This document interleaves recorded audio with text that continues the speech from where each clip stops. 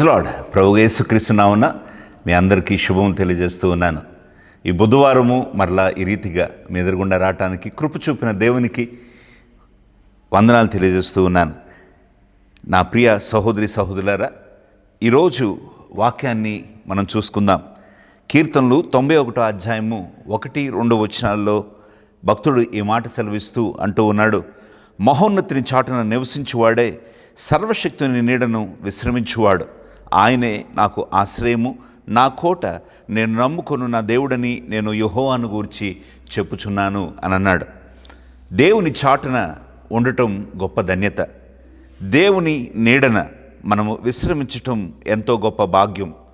నా ప్రియ సహోదరి సహోదరుడా, మహోన్నతిని చాటున నివసించువాడే సర్వశక్తిని నీడన విశ్రమించువాడు.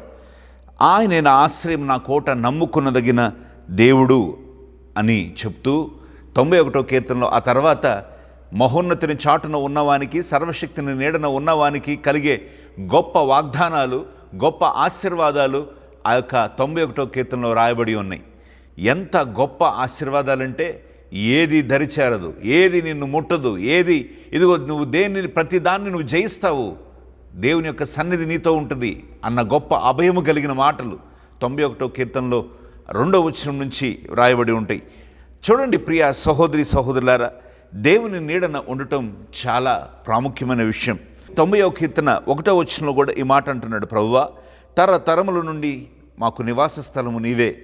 దేవుడే మనకు నివాస స్థలము. దేవుడినే మనము నీడగా చేసుకుంటే, ఆయన నీడలో మనము విశ్రమిస్తే, ఆయన చాటున నీవు నేను ఉంటే మనకు ఎంతో ధన్యత. కీర్తనలు 17వ అధ్యాయము 7, 8, 9 వచనాలు, నీ శరణుజొచ్చిన వారిని వారి మీదకు లేచి వారి చేతిలో నుండి నీ కుడి చేత రక్షించువాడా, నీ కృపాతిశయములను చూపుము. ఒకడు తన కనుపాపను కాపాడుకున్నట్లు నన్ను కాపాడుము. నన్ను లయపరచగోరు దుష్టులు పోగొట్టి కాపాడుము. నన్ను చుట్టుకొను నా ప్రాణ శత్రువుల చేత చిక్కకుండను, నీ రెక్కల నీడన నన్ను దాచుము అని అంటున్నాడు. భక్తుడు చెప్తూ ఉన్నాడు, శత్రువులు రాకుండా, అపాయము రాకుండా, ఉగ్రత రాకుండా నన్ను కాపాడయ్యా, నన్ను భద్రపరచయ్యా. ఆఖరిగా అంటున్నాడు, నీ రెక్కల నీడన నన్ను దాచుము అని అంటున్నాడు. రెక్కల నీడన దాస్తాడంట దేవుడు. తన చాటున మనల్ని దాస్తాడు.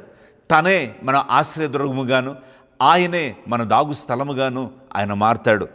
27వ కీర్తన 5వ వచనంలో కూడా భక్తుడు ఈ మాట చెప్తున్నాడు, ఆపత్కాలంలో ఆయన తన పర్ణశాలలో నన్ను దాచును, తన గుడారపు మాటున నన్ను దాచును, ఆశ్రయదుర్గం మీద నన్ను ఎక్కించును, దాచును దాచును. ఈ మాటలు చూస్తూ ఉండంటే దేవుడు నీడన దాస్తాడు. దేవుడు తన రెక్కల చాటున భద్రపరుస్తాడు. దేవుడు తన కృప కింద మనల్ని కాస్తాడు. దేవుడు తన కృపను విస్తరిస్తాడు. ప్రియ సహోదరి సహోదరులారా, నువ్వు కృప కిందకు వస్తే దేవుడు ఆ కృప అనే రెక్కల కింద నిన్ను నన్ను దాయటానికి ఆయన సిద్ధంగా ఉన్నాడు. కీర్తనలు 31వ అధ్యాయము 20వ వచనంలో, మనుషుల కపటోపాయములు వారిని అంటకుండా నీ సన్నిధిని చాటున వారిని దాచుచున్నావు, వాక్కలహము మాన్పి వారిని గుడారంలో దాచుచున్నావు అని భక్తుడు చెబుతూ ఉన్నాడు. చూడండి, కపటోపాయములు అంటకుండా దాస్తూ ఉన్నాడంట, వాక్కలహం రాకుండా గుడారంలో దాస్తూ ఉన్నాడంట. ప్రతి పదములో దాచుతున్నాడు అని వాక్యంలో మనం చూస్తూ ఉన్నాం. ప్రియ సహోదరి సహోదరులారా, దేవుడు నిన్ను నన్ను దాయాలని ఇష్టపడుతూ ఉన్నాడు. దేవుడు తన రెక్కల చాటున నిన్ను నన్ను దాయాలని ఇష్టపడుతూ ఉన్నాడు. ఏ అపాయము మన దరిచేరకుండా తన కంచెను మన చుట్టూ వేయాలని దేవుడు ఇష్టపడుతూ ఉన్నాడు. సాతాను యోబును ముట్టుకుంటానికి, సాతాను యోబును తాకటానికి ప్రయత్నం చేసినప్పుడు సాతాను వల్ల కాలేదు.